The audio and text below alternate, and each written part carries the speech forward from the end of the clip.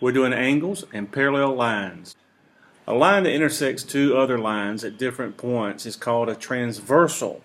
Okay, transversal. So we've got two lines, and they're being intersected by this one line. This one line is called the transversal. Same thing over here.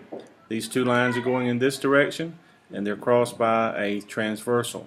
So, once again, a line that intersects two other lines at different points is called a transversal.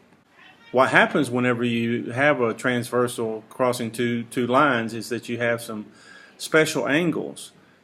Corresponding angles are angles that lie on the same side of the transversal in corresponding positions. See this angle 1? It corresponds to angle 5 here. If you look, see we've got here angle 1 is located right here. And then if you do the other one, angle 5 is located right here. They're both on the left-hand side above the line. Okay? Then you look at angle 2 here. Angle 2 is on the top, okay, where these two lines go like that, right here. And angle 6 is on the top, right here. See, so they correspond to each other, just like you might correspond to someone else in the classroom where you sit, okay? Like you might be the first person in your row, and somebody else might be the first person in their row. This person would correspond with this person. This one would correspond with this person. So that's what corresponding means, okay? So 1 corresponds with 5, 3 corresponds with 7, 2 corresponds with 6, and 4 corresponds with 8. Okay? We'll get more into that in just a little bit. Now, alternate interior angles are different because alternate means to go across, okay? So alternate means on one side, then the other side. So we've got alternate interior angles. Interior means on the inside. This would be the outside of those two lines, and the inside would be this portion right here, in between the two lines. So that's why it's called interior angles. So we're talking about alternate interior angles. So 4 and 5 are on opposite sides of the line, and they're on the inside of these two lines, so that means they're alternate interior angles. And 3 and 6 are alternate interior angles. Let's practice some. Identify each pair of angles as corresponding alternate interior or neither. Angles 3 and 6. Angle 3 is here, and angle 6 is here. Now, they're not on the same side. They're on alternate sides. And are they interior? Yes, they're between this line and this line, so that makes them alternate interior angles.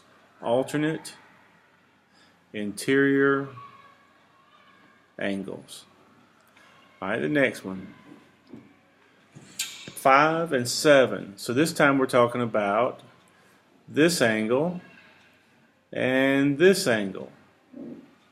Let me erase those other two. So this angle and this angle. If you look, this angle is where these two lines intersect. This one is top right, and this one, if you look at it, is top right. So what does that make them? Right, that makes them corresponding angles. Okay, so they are corresponding angles.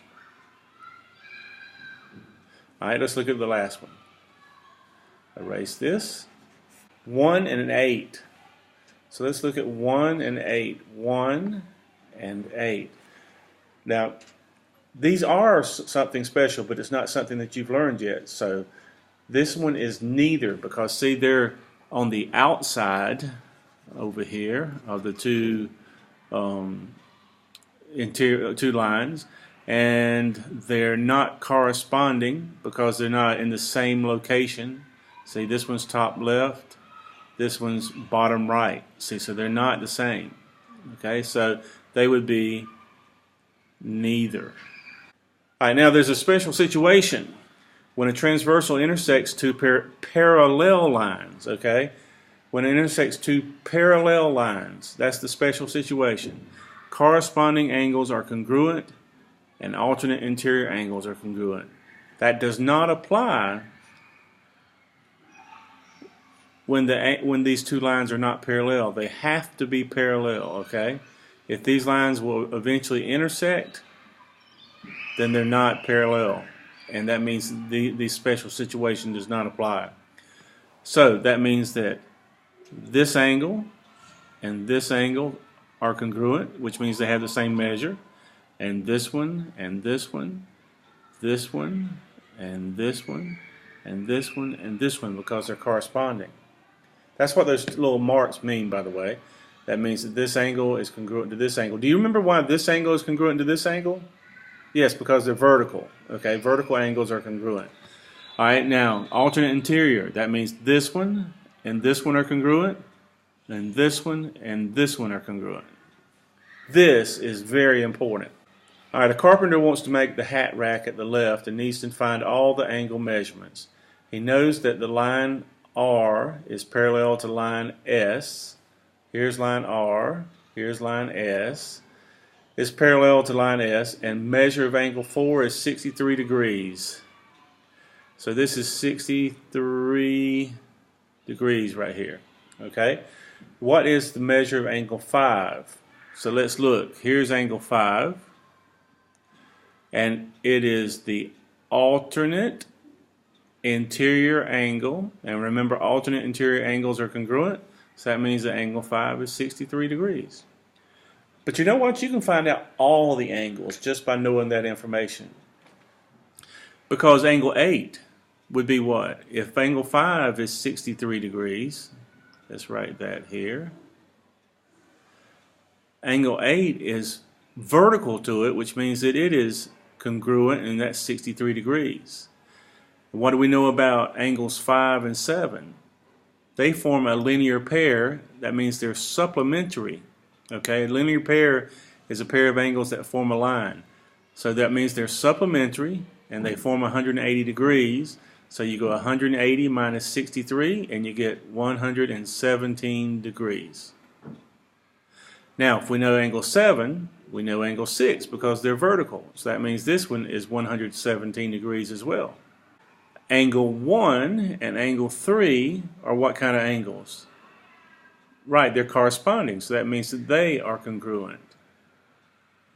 Angle 6 and angle 2 are corresponding angles, which makes them congruent.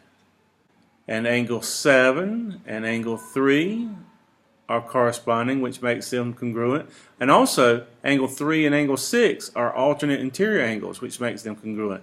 So it's 117 degrees. So we found all the angles just based upon knowing one of them. All right, your turn. Lines M and N are parallel. If the measure of angle 6 is 120 degrees, find the measure of the rest of the angles. Pause the video, figure it out, and then get back with me. All right, let's see if you did well. Measure of angle 6 is 120, so you know that 4 is 120 because it's a vertical angle. 4 and 5 form a linear pair, so that means that you subtract 120 from 180. That gives you 60 degrees. Angle 5 and angle 3 are vertical angles. That makes that 60 degrees.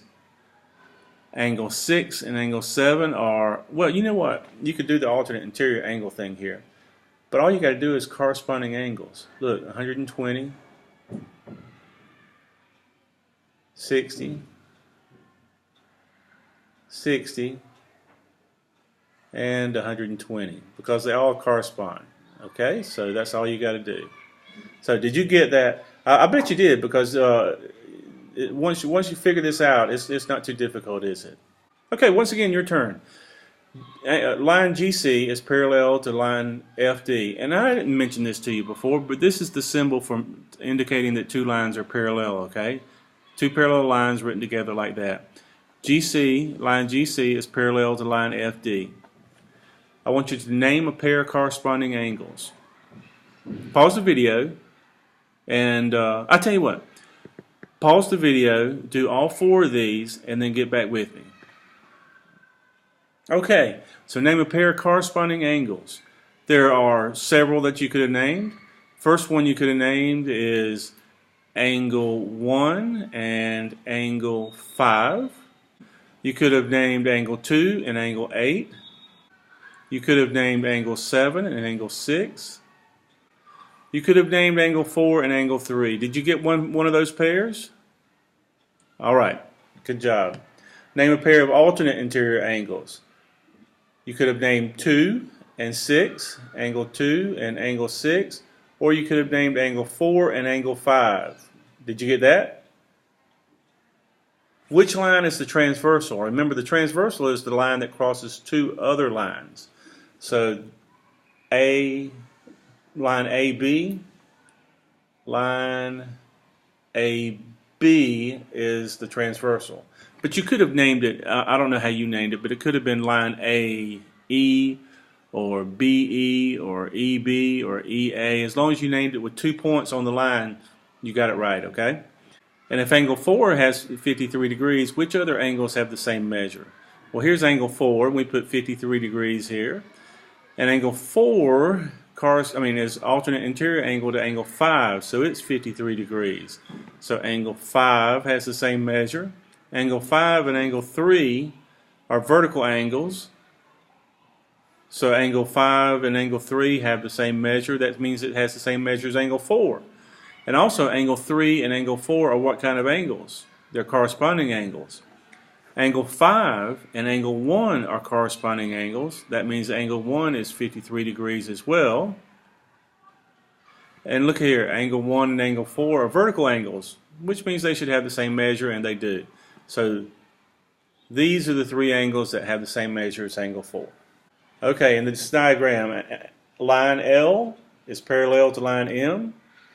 If the measure of angle M is 3, if the measure of angle 3 is 122 degrees, find the measure of each angle. So we've got angle 3, 122 degrees. What do you know about angle 2? Right, it's 122 degrees because it's vertical angle. What do you know about angle 7? Angle 3 and angle 7 correspond, so that means they're 122 degrees.